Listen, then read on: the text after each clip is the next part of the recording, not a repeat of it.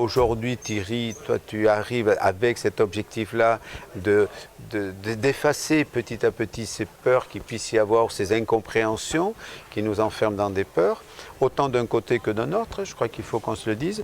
Et ce qui m'intéresse, moi, aujourd'hui, de par l'échange qu'on a, c'est qu'on va, et que je suis certain qu'on va arriver à développer une dynamique de travail ensemble, une dynamique de soutien ensemble pour le même objectif et le même combat alternatif. Pour moi, je crois que c'est ça dans lequel on s'en va.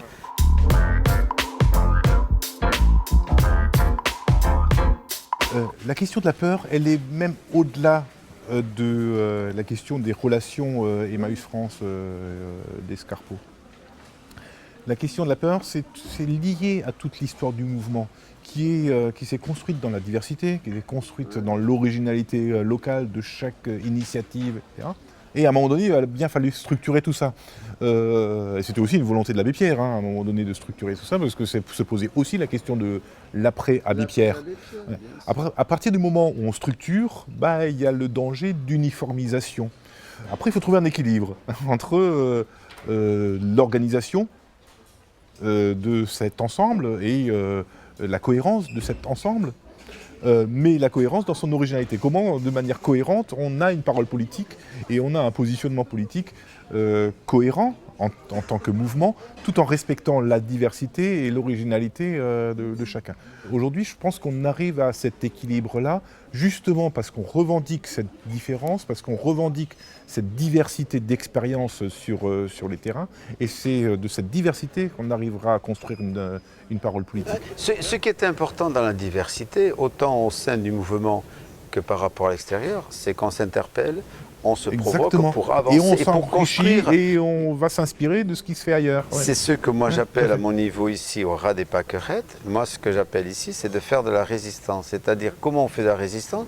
C'est en ouvrant au maximum le village d'Emmaüs-Escarpeau vers l'extérieur, que le maximum de gens puissent venir chez nous, peu importe le statut, que ce soit statut compagnon, bénévole, salarié, stagiaire, tige ou volontaire d'été, cela m'est totalement égal avec quel statut on vient. Mais à partir du moment où il y a de la rencontre, de l'échange, on s'interpelle, on se provoque et on construit et on avance ensemble. Et c'est là que je dis que nous, Emmaüs, tous les groupes doivent se rencontrer, s'interpeller, changer pour avancer. Et si on est tous formatés dans le même moule, on n'aura rien d'autre, on n'aura plus rien à se dire. Et c'est là la richesse de la diversité. Et en même temps, dans cette diversité, c'est qu'on construise une diversité alternative qui interpelle et qui provoque le système néolibéral. Parce qu'on voit bien que le système aujourd'hui encourage et crée de l'uniformisation. Oui, si... c'est plus facile à manipuler. Si je vais manger la même chose, si je vais en Inde, en Afrique ou en Amérique latine, je m'habille de la même façon, j'ai le même modèle. Je te prends l'exemple concret l'autre jour, et je pense, je vais en Pologne. Je dis la Pologne, je vais dans n'importe quel pays d'Europe. J'avais l'impression de me retrouver à l'Escar. Tu retrouves Castorama, Carrefour, Casino, tu retrouves toutes les mêmes enseignes. Et ce qui est grave, c'est que tu perds toute l'originalité du pays, tu perds ta culture, tu perds tout. Et c'est là, donc je reviens à Emmaüs, gardons dans nos régions notre culture, notre originalité, qui fait la différence des groupes et qui est en même temps une vraie richesse.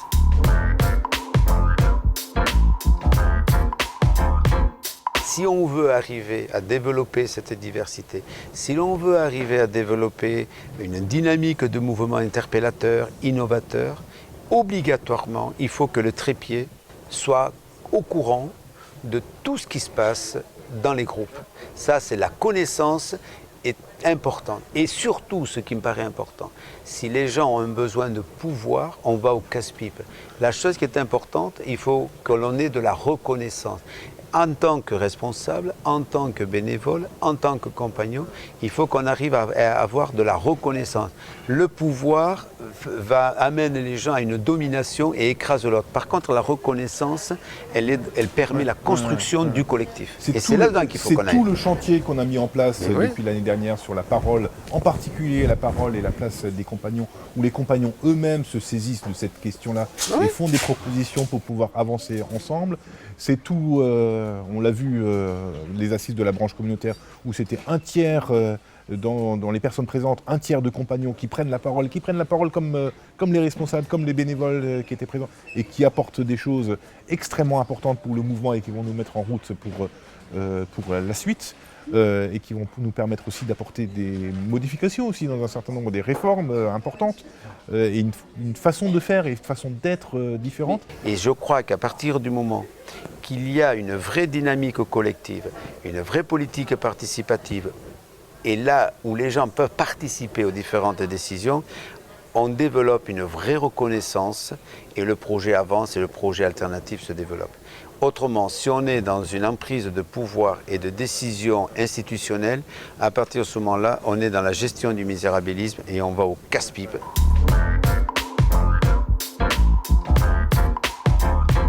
Je crois qu'aujourd'hui, on a un enjeu très important à faire.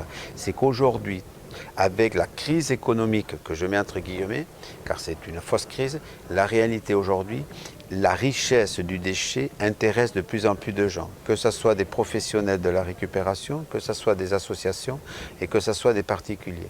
Nous, Emmaüs, nous n'avons plus le monopole comme on a eu les dernières années. Aujourd'hui, et c'est là qu'aujourd'hui, on a intérêt, nous, communauté, mouvement d'Emmaüs, d'inventer, d'innover. Et c'est une nécessité, parce qu'autrement, on va crever. Il faut appeler un chat un chat. Ne nous enfermons pas à gérer un acquis, au contraire. Le libéralisme a une force extraordinaire dans la mesure où il est en capacité de récupérer. Alors en matière de récupération, il est très fort. Il est en capacité de récupérer ce que nous, on développe depuis plus de 60 ans, l'économie circulaire, le développement durable, entre guillemets, l'économie solidaire, etc. Le libéralisme a une force extraordinaire. C'est la forme de résistance importante qu'on doit développer, c'est résister à cette récupération. Aujourd'hui, l'économie sociale et solidaire, oui, il y a une loi maintenant qui a été votée.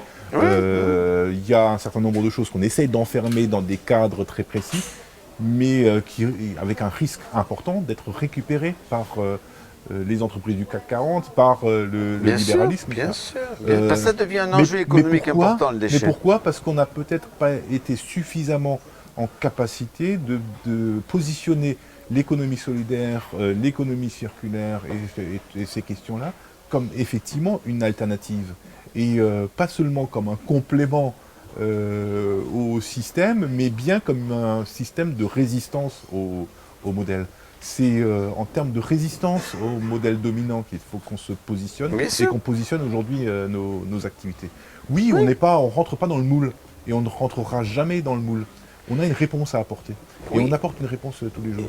Et c'est là, si tu veux, la réponse que l'on doit apporter et que nous, au niveau des Escarpeaux, on s'interroge. C'est que je disais tout à l'heure, pour moi, il y a deux économies. Il y a l'économie de service, donc l'économie que l'on développe à partir de toute la récupération, qui nous permet aujourd'hui d'avoir 95% de notre autonomie financière. Ça, c'est un choix aussi pour nous de ne pas avoir un centime de subvention. Mais en même temps, c'est de développer à côté une économie de production.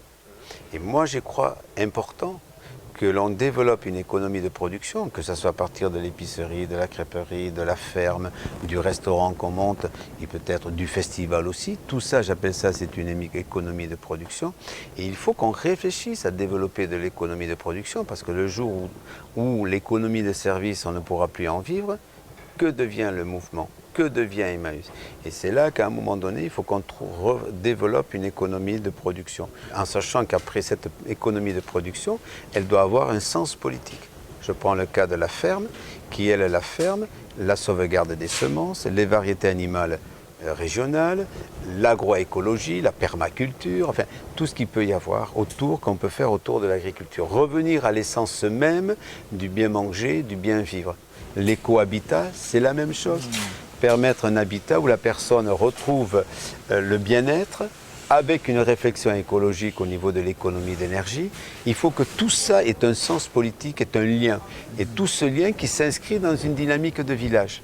C'est pour ça que nous, le mot village prend tout son sens. Qui n'est pas une opposition à la communauté.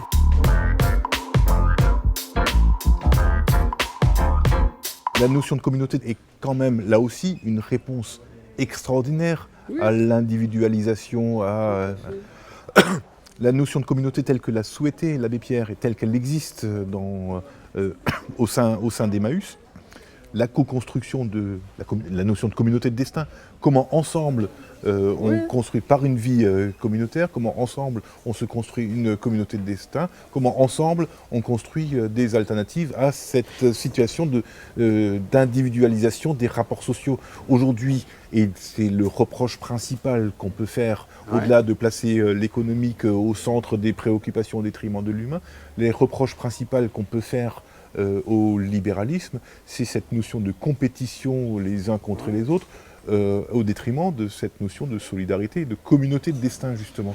Le libéralisme, il fonctionne là-dessus, il vit là-dessus. Si on n'est pas en compétition l'un contre l'autre pour avoir un boulot, pour acheter des biens de première nécessité, ça ne fonctionne pas, ça ne peut pas fonctionner. S'il n'y a pas 10% de chômage, 10% de gens qui attendent à la porte pour pouvoir rentrer, ça ne marche pas. Non, mais le système a besoin du chômage, le système a besoin de l'exclusion et parce qu'il a besoin de la compétition. La notion de communauté, du vivre ensemble en communauté est extrêmement importante et une réponse formidable. Donc notion de village, notion de communauté, les structures d'insertion qu'on développe dans le mouvement, qui sont là aussi une formidable réponse, qui utilisent l'outil économique pour permettre à chacun de trouver une place. Ce sont des réponses diverses, encore une fois. L'Escarpeau a trouvé cette réponse-là. Ailleurs, on va trouver d'autres réponses. Non, tout à fait. Et on va s'enrichir comme ça. Avant d'utiliser maintenant le mot communauté, je le remplace par le mot collectif.